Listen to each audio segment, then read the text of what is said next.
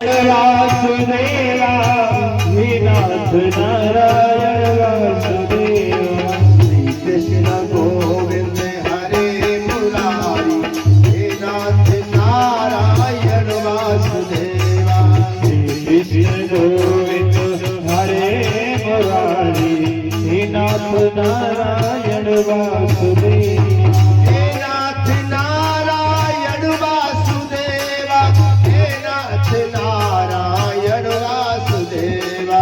हे नाथ नारायण वासुदेवा हे नाथ नारायण वासुदेवा। श्री कृष्ण गोविंद हरि मुरारी हे नाथ नारायण वासुदेवा। श्री नारायण हरे मुरारी हे नाथ नारायण वासुदेवा। हे नाथ नारायण वासुदेवा। हे नाथ नारायण वासुदेवा। हे नाथ नारायण वासुदेवा हे नाथ नारायण वासुदेवा। श्री कृष्ण गोविंद हे नाथ नारायण वासुदेवा। श्री कृष्ण गोविंद हरे मुरारी हे नाथ नारायण वासुदेवा। गोविंद नारायण वासुदेवा। इस तरह से कलयुग ने अपने युग में यह महत्ता बताई। सच्चे मन से कथा सुनेंगे और भगवान के नाम का कीर्तन बोलेंगे, वे भव सिंधु से पार हो जाएंगे। बाकी के सब लोग यही में फंस जाएंगे, सबको फंसा लूंगा। अच्छा, इसीलिए मुझे न मारो, ठीक है, लेकिन मेरे राज में नहीं रहोगे तो कहाँ रहूं? हम तुम्हें कुछ जगह बता देते हैं, वहां रहना। ठीक है महाराज। बुद्धि सोच के लोग पहले उंगली ही टेकते हैं, फिर पूरा पैर जमा देते हैं। हमारे देश में जब यह मुगल आए तो केवल यहाँ घूमने के उद्देश्य से आए, चोर बन करके सब यहाँ लूट करके फूट डाल करके ले गए। अंग्रेज जब आए तो व्यापार के बहाने ईस्ट इंडिया कंपनी बना करके आए कलकत्ता में, और यहाँ करके धीरे धीरे 200 वर्ष राज किया। तो ऐसे ही कलयुग करा, ठीक है, बताए जो कुछ जगह नेक्स्ट तो जानते हो, पूरी धरती पे मेरा साम्राज्य हो जाएगा, और हो रहा। बताया कैसी जगह बताई, सुनो कहाँ रहना है तुम्हें? जहां शराब पी जाती है, जहां लोग, जिस घर में, जिस बस्ती में, जिस गांव में, इस गली में लोग दारू पीने वाले हैं, दारू जहां पीते हो वहां जाकर के रहे, क्योंकि राजा परीक्षित के राज्य में कोई शराब पीता ही नहीं था। अच्छा, दूसरी जगह जहाँ जुआ खेला जाता हो, जहाँ झूठ कपट का व्यवहार किया जाता हो, जुआ खेला जाता हो, वहां रह जाकर के। तीसरे पैसा वृद्धि जहाँ होती हो वहां रहे, और जहाँ पर चुगली निंदा एक दूसरे की जाती है वहां पर तुम रहो। इसीलिए किसी की निंदा मत करो, पर निंदक सब कुकरा जायते। जो दूसरों की चुगली करता है, निंदा करता है, उसे सुकर कुकर की योनि में जन्म लेना पड़ता है। इसलिए निंदा न करो कभी भी, और गुरु की, भगवान की तो निंदा सुनो भी नहीं करना तो बहुत दूर, क्योंकि हरि हरि निंदा सुने जो काना, हो ये पाप गौहत्य समाना। तो उनकी तो निंदा करना तो दूर, सुनना भी नहीं है। तो ये जगह बता दी, ये 4 जगह तेरे लिए हैं।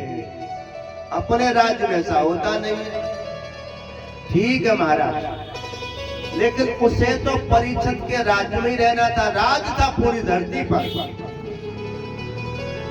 और जहां तक परीक्षित का राज था, तहां तक ऐसे व्यसन, ऐसे दुराचार, ऐसे बुरे काम होते ही नहीं थे। अब कलयुग क्या करे, कहां रहे फिर? सारी धरती पर राज आ जाए। तो महाराज तुमने 4 जगह बताई, लेकिन सब ऐसी बताई थी एक अच्छी सी जगह बताए दो। ठीक है, 5वीं जगह के तेरा सोने में वास होगा, सोने में। व्हाट इज डेफिनेशन ऑफ सोना? सोने के दो अर्थ होते हैं। सोना है जो गोल्ड, गोल्ड समझते हो? बहुत समय पहले हम कथा में अक्सर बोलते थे, आगे चल करके शुद्ध घी और सोना ये केवल दर्शन मात्र के लिए रह जाएंगे। किसी बड़े भाग्यशाली पुरुष के पास और घी शुद्ध मिलेगा और सोना मिलेगा, केवल यह दर्शन के लिए हो जाएंगे। कोई दिन आने वाला है, आ गया, और सोने से ज्यादा चांदी बादल फाड़ रही है। चांदी में छलांग लगाई कोई तो कहीं तुमको शुद्ध घी नहीं मिलेगा। बाजार में जाओ, दुकान पे जाओ, भैया घी दे दो, कौन सो चाहिए? खाए वालों के पूजा वालों? पूछता है दुकानदार, खाए वालों के पूजा वालों? खाए वालों के रुपए किलो के 550 रुपए किलो, पूजा वालों कैसो है कि 250 रुपए किलो।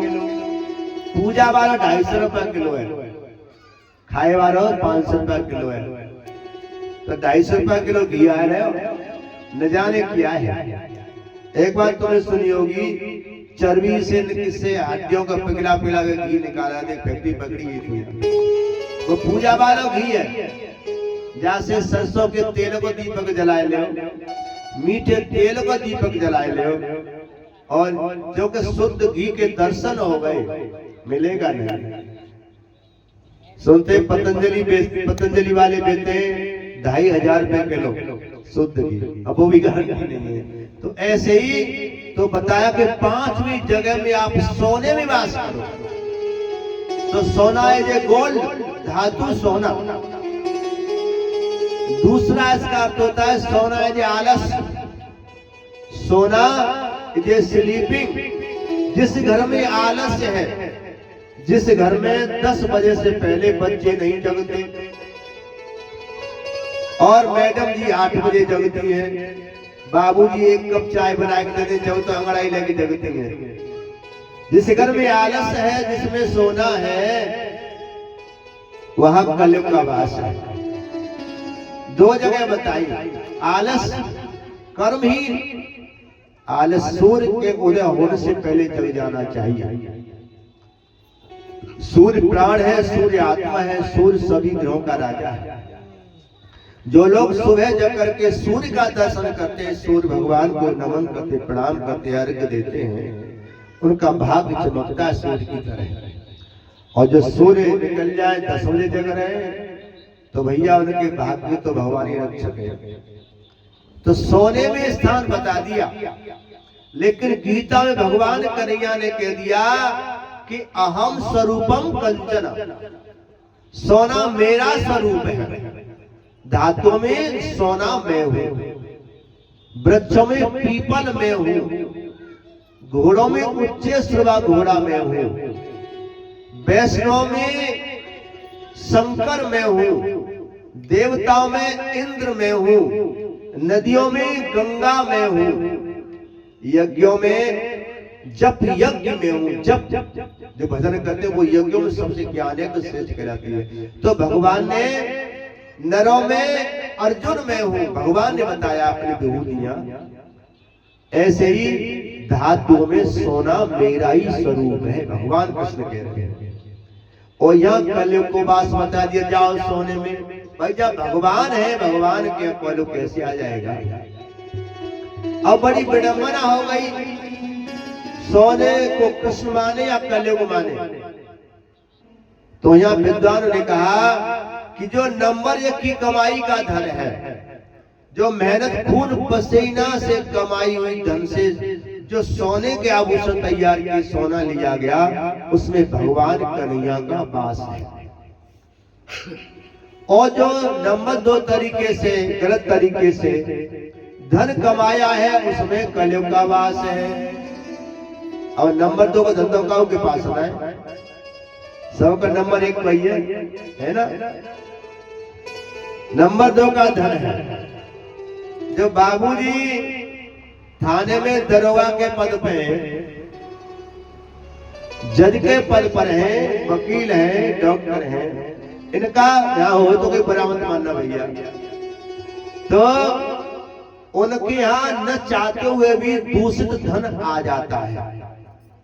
डॉक्टर देख ले तो बाबा जी मर गए, 3 दिन आए गए, आयुष्य में धर राखे, ऑक्सीजन लाके सांस चल रही है और जबरदस्ती आईसी हटवाई, देखा तो बाबा तो पसों के मर गए। 3 दिन मरे मराए पे 4 लाख रुपया बिल बना के तैयार कर दो, मरे मराए पे 4 लाख रुपया ले ले।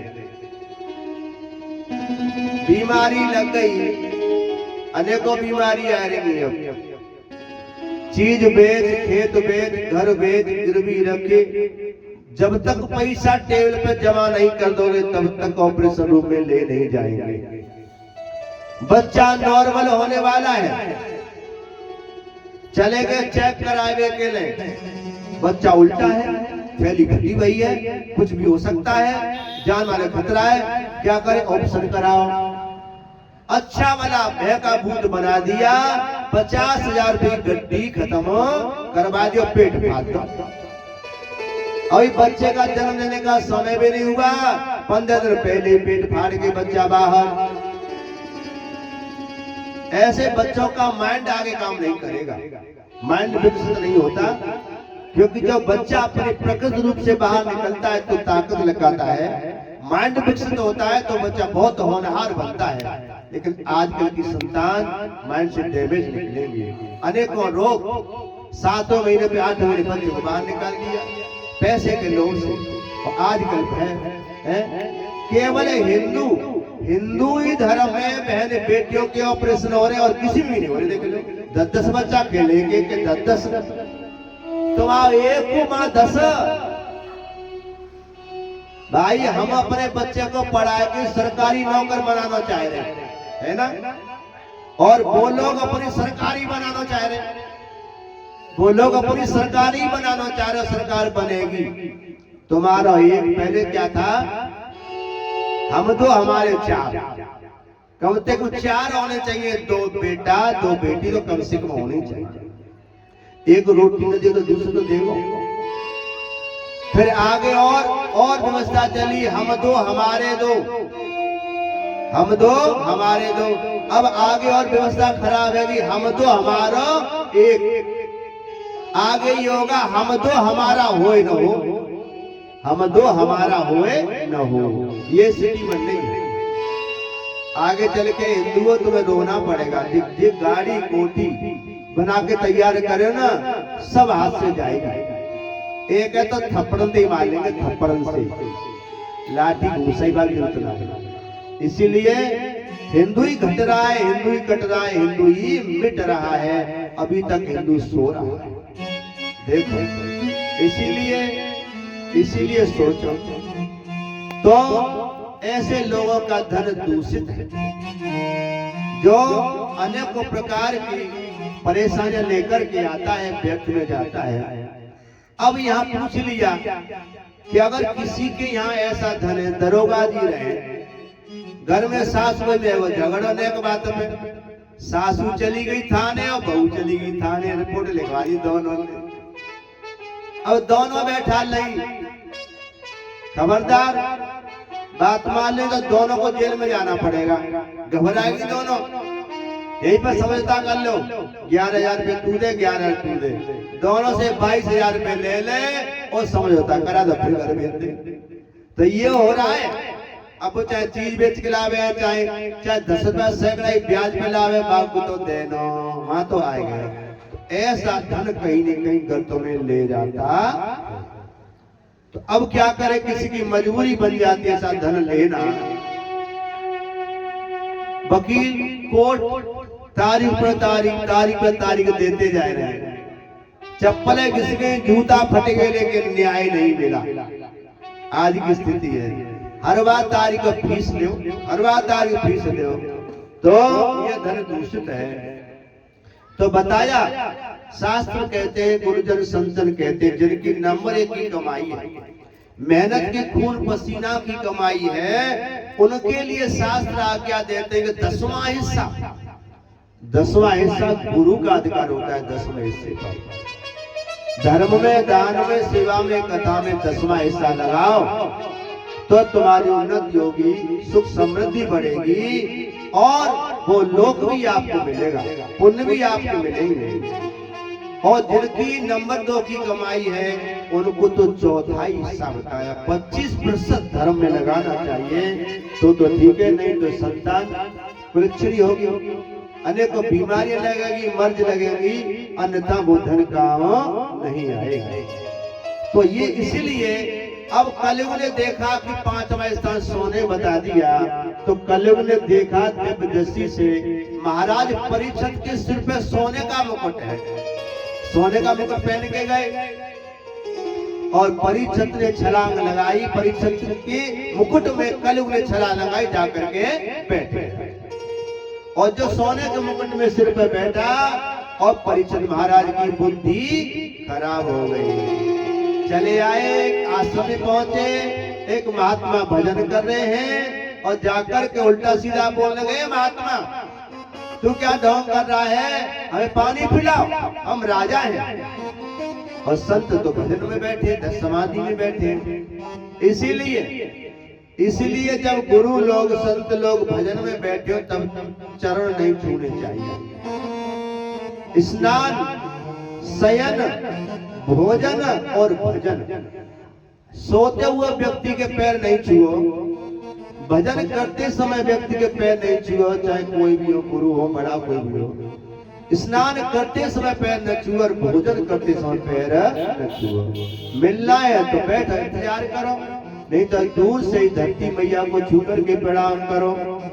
गुरु लोग, संत लोग भजन में बैठे और तुमने जाकर पैर छुए, ध्यान टूट जाएगा, ध्यान टूटेगा तो तुमको दोष लगेगा।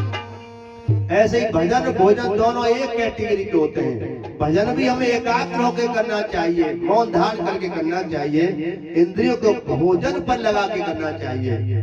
अगर भोजन करते समय टीवी देख रहे हैं, मोबाइल देख रहे हैं, चलिए क्राइम रिपोर्टर, तो वो क्राइम रिपोर्टर के बेचारे ही रोटी के समझ आए रहे, तो ऐसे ही बेचारा आपके बनेंगे। इसलिए उस समय केवल भोजन करो, भोजन, मोबाइल नहीं, और नहीं तो मोबाइल कोई खा रहे हो तो भोजन के संग में। ऐसे ही भजन करो तो केवल भजन। इस समय पैर नहीं छूने चाहिए। तो महात्मा भजन में है, ध्यान नहीं दिया। जब ध्यान नहीं दिया तो राजा को क्रोध आया, गुस्सा करके मरा हुआ सर्प गले में डाल दिया और चले गए परिचय। अब ये कलयुग मुकुट में क्यों समाया? ये सोने का मुकुट क्या नंबर 2 के धन का था? अरे पांडव तो धर्मात्मा थे, वो नंबर 2 का किसी लूट घसूट करके तो लाए नहीं होंगे। ये जरासंध का मुकुट था, जरासंध जो मगध नरेश था बिहार से, तो वहां का ये राजा था। तो इसने छीन झपट के चोरी चमोरी लूट खसूट बेईमानी करके सोना इकट्ठा किया और मुकुट बना के तैयार किया। उस मुकुट को धारण करता था। भीमसेन के द्वारा उसका वध कराया और वहां से उस जरासंध के मुकुट को और अर्जुन, भीम और कृष्ण, अर्जुन तीनों लेके आ गया। तो वहां लाके रख दिया, प्रयोग में नहीं लिया। जब पांडव चले गए तब जाकर परीक्षित राजा बने। परीक्षित देखा कि हमारे दादा परदादा कहाँ छोड़ गए, तो देखा तो सोने का मुकुट बड़ा सुंदर, और उन्होंने वो धारण कर लिया। और इसीलिए वो दूसरे तरीके से बना, गलत तरीके से धन का सोने का मुकुट, इसीलिए उसमें वो कलयुग समा गया। बुद्धि खराब हुई, संत का अपमान किया, और संत समाधि में है और उनके पुत्र लोमश को पता चला, उसने श्राप दे दिया, जिसने मेरे पिता का अपमान किया, सच्चा पुत्र अपमान नहीं करता, पिता का अपमान सहता भी नहीं। तो श्राप दे दिया कि जिसने मेरे पिता का अपमान किया है और ये सर्प डालकर मैं श्राप देता हूँ, उसे यही सर्प तक्षक बन करके 7 में रोज डस लेगा और उसकी मृत्यु हो जाएगी। ऐसा श्राप दे दिया। संत किया, जब समाधि खुली देखा कि मेरे पुत्र ने श्राप दे दिया राजा धर्मात्मा परीक्षित को, खबर भिजवाई, राजन तुम अधोगत में जाओगे, एक संत का श्राप है, इसलिए अपना कल्याण करो। तो राजा परीक्षित सब छोड़ करके श्री हरि गंगा के किनारे पहुंच गए, सब कुछ छोड़ दिया। सब कुछ छोड़ दिया और जाकर के भगवान के ध्यान में लीन हुए।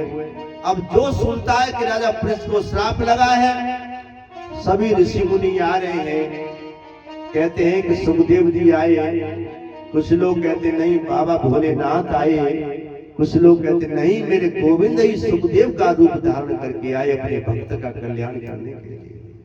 जिसे सबसे पहले भगवान का दर्शन हो, भगवान की कृपा हो, वो अधोगति में कैसे जा सकता है अपने भक्त परीक्षित का कल्याण करने के लिए। स्वयं मेरे वासुदेव कृष्ण सुखदेव का रूप धारण करके आए, कोई भी लेकिन अपने भक्त का कल्याण करने के लिए आए। सबने स्वागत सम्मान किया। राजा परीक्षित दंडवत प्रणाम किया, गुरुदेव आप ठीक आए, मेरा जीवन खतरे में अधोगति का श्राप मिला है, मेरा कल्याण करो, कल्याण करो, कल्याण करो। प्रश्न किया मेरी मानस किम कर्तव्य, प्रभु गुरुदेव शीघ्र मरने वाले को क्या करना चाहिए। और हम तुम सब पता नहीं कब कौन कहाँ मर जाए, कोई पता नहीं है। गुरु जी कथा कथा कहते राम नाम सत्य है जाए, कोई भरोसा न है जाए जिंदगी, तो हम न जाने कब का है जाए। यही बताया कि शीघ्र मरने वाले को क्या करना चाहिए। तो यहाँ सुखदेव कहते राजन श्वास श्वास पर नाम रख, जो गुरु से मिला है नाम यही आपको तार देगा। श्वास इसीलिए गुरु दीक्षा ली जाती है, जो गुरु दीक्षा नहीं लेते वो लोग अधूरे हैं, उनका जीवन अधूरा है। श्वास श्वास पर नाम रख, वृथा श्वास मत खोए, ना जाने या श्वास को आमन हो ये न हो। चलते फिरते खाते पीते हर तरह से उस नाम को रटते रहो। कहते हैं कि यहाँ 6 प्रश्न किए हैं, संसार में सबसे उत्तम वस्तु क्या है जो पाने लायक है। तो सुखदेव जी कहते हैं सबसे उत्तम है ज्ञान। ज्ञान प्राप्ति के लिए सब कुछ दांव पे लगाना पड़े, लगा दीजिए। ज्ञान क्या है, अपने आप को जानना ही ज्ञान है। कहां से आए हो, कहां जाना है, क्या कर रहे हैं, क्या करना है, और मैं कौन हूँ, हाटे माई। ये चीज जान लेने के बाद फिर संसार में निर्वाह करें, यही ज्ञान सबसे श्रेष्ठ है। शास्त्रों का सार क्या है, परमात्मा परम तत्व। भगवान का अवतार क्यों होता है, बताया धर्म की स्थापना के लिए। भगवान के कितने अवतार हुए, भगवान के पल पल पे अवतार होते हैं, वैसे 24 अवतार बताए हैं। भगवान के पावन चरित्र संपूर्ण लीलाओं का वर्णन सुनाइए। 6वां अंत में धर्म किसकी शरण में गया, धर्म भागवत जी की शरण में आया। इस तरह से और अब परीक्षित बोले प्रभु थोड़ा विस्तार से कथा सुनाइए। तो यह सुखदेव कहते राजन सबसे पहले जल है, जल में नारायण है, नारायण से कमल, कमल से ब्रह्मा जी, ब्रह्मा से सनकादिक 4 पुत्र हुए हैं। मन से मारीची, फिर 10 दक्ष आदि नारद आदि पुत्र पैदा हुए। एक कन्या पैदा हुई जिसका नाम सरस्वती है। सरस्वती के साथ ब्रह्मा जी सृष्टि रचनी चाहिए, लेकिन नारद आदि भोले बाबा ने रोक दिया। उस समय ब्रह्मा जी ने वो शरीर भी अपना समाप्त कर लिया। आज्ञा दी, हे ब्रह्मा जी ऐसे सृष्टि नहीं बढ़ेगी तो क्या करें, दाएं बाएं अंग से एक जोड़ा प्रकट करो। बाएं अंग से और दाएं अंग से मनु और शत्रुपा का जोड़ा प्रकट किया। आगे सृष्टि बढ़ने लगी। सृष्टि जब बढ़ने लगी तो ब्रह्मा जी घबरा रहे, अब सृष्टि को कहाँ रखा जाए, कमल पर सृष्टि नहीं बन पा रही है, क्या करें। भगवान से प्रार्थना करें और भगवान 12 बन करके आए और समुद्र में से धरती को निकाल करके बाहर किया और अब उस पर सृष्टि बढ़ने लगी। बोले 12 भगवान की 12 भगवान समझते हो, 12 किसे कहते हैं, कोई बताओ, हाथ खड़ा करो। सूकर कहते हैं। जब सोरो कर गए, सोरो घाट गंगा स्नान के लिए, वही सूकर क्षेत्र है। वहीं पर भगवान विष्णु ने 12 का अवतार लिया। ये सूकर नहीं जो गली गली घूमती है, नहीं, श्वेत सूकर, श्वेत 12 कल्पे व्यवस्थ मनमंत्रे। रोज संकल्प बोला जाता है श्वेत 12 कल्पे। सोरो क्षेत्र में सफेद कलर के और भगवान सूकर के रूप में अवतरित हुए और वहां से और जल ही जल में गंगा जी और वो समुद्र में गए और वहां से फिर धरती को ऊपर किया। तो धरती ऐसी क्या चीज से निकाल के ले आए? धरती तो ऐसी कोई गेंद थी थोड़ी, कोई चीज थोड़ी, लेकिन जो धरती का नक्शा था, माप चित्र था कि यहाँ पर भूमि है, उस चीज की जानकारी नक्शा ब्रह्मा जी के पास था। ब्रह्मा जी सृष्टिता है, तो ब्रह्मा जी से जबरदस्ती और हिरणाक्ष छीन करके ले गया और वो समुद्र में घुस गया, क्योंकि राक्षस पाताल में रहते थे। तो अब कैसे पता चले कहां पर जमीन है, कहां पर पानी है? होता है ना, अभी यहाँ पे गड्ढा हो जाए गहरा और वर्षा काल में पानी भर जाए, तो इस गड्ढे की तुम्हें तो जानकारी है, तुम यहाँ रह रहे हो, और बाहर को कोई आ जाए उसे जानकारी नहीं है, वो उस गड्ढे में गिर भी सकता है। तो वो जानकारी वाला नक्शा हिरण्याक्ष और ब्रह्मा से छीन के ले गया। तो भगवान 12 बन करके समुद्र में गए और हिरण्याक्ष को मारा और वो नक्शा लेकर के आए, तब बताई कि यहाँ पर जल कम है। फिर अपने ही मुख से, सूकर का मुख बड़ा मजबूत होता है, पक्की में भी वो खुद गड्ढा बना देता है। तो वो अपने मुख से उन्होंने इस तरह से जमीन को काटा, नाली जैसी बनाई, पानी बह करके समुद्र में चला गया और वो जमीन उत्तराखंड ऊपर को निकल आया। ये उत्तराखंड नहीं है, देवभूमि। हरिद्वार ऋषिकेश गए हो कभी? हरिद्वार कभी गए हो तो हापुड़ से, मेरठ से आगे तो आपको बोर्ड मिलेंगे रोड पर लिखे देवभूमि, वहां से देवताओं की देवभूमि इलाका शुरू हो जाता है हरिद्वार। तो वो ये जगह सबसे पहले निकली, तो फिर वहां जाकर के षष्ठी पढ़ने लगी। बोले बारा भगवान की जय। आगे मनु शत्रुपा से 5 संतान है, 2 पुत्र 3 कन्या हुई। 2 पुत्र प्रियवती उत्तानपाद, इनका वंश आगे सुनोगे। 3 कन्या देवहूति, प्रसूति, आकुति, और इनका विवाह अलग ऋषियों के साथ में हुआ। देवहूति का विवाह कर्दम मुनि के साथ में और प्रसूति का विवाह दक्ष के साथ में, आकुति की विवाह और कश्यप मुनि के साथ में। तो इधर इनसे वंश आगे बढ़ता है। देवहूति का विवाह कर्दम मुनि के साथ में हुआ और इनसे फिर कपिल भगवान का प्राकट्य हुआ, जिन्होंने मैथमेटिक्स दिया, अंक गणित कैलकुलेशन, और कपिल भगवान ने दिया है। बोले कपिल भगवान की जय। और उन्होंने देवहूति मैया को ज्ञान दिया। इनकी 9 कन्याएं पहले हुई, बाद में 10वें रूप में कपिल भगवान आए। 9 कन्याओं का विवाह अलग अलग ऋषियों के साथ में, जो ब्रह्मा जी के पुत्र के साथ में हुआ, उनसे भी आगे वंश चले हैं। अपनी माता देवहूति को ज्ञान दिया, हे मां, ये संसार नश्वर है, जिनका मन इस संसार में और भोग विलासों में लगा हुआ है, उन्हें अंत में पछताना पड़ता है। इसीलिए भगवान का भजन, भगवान का ध्यान सबसे जरूरी है। कहते हैं कर ले कमाई ऐसी तेरे साथ जा सके।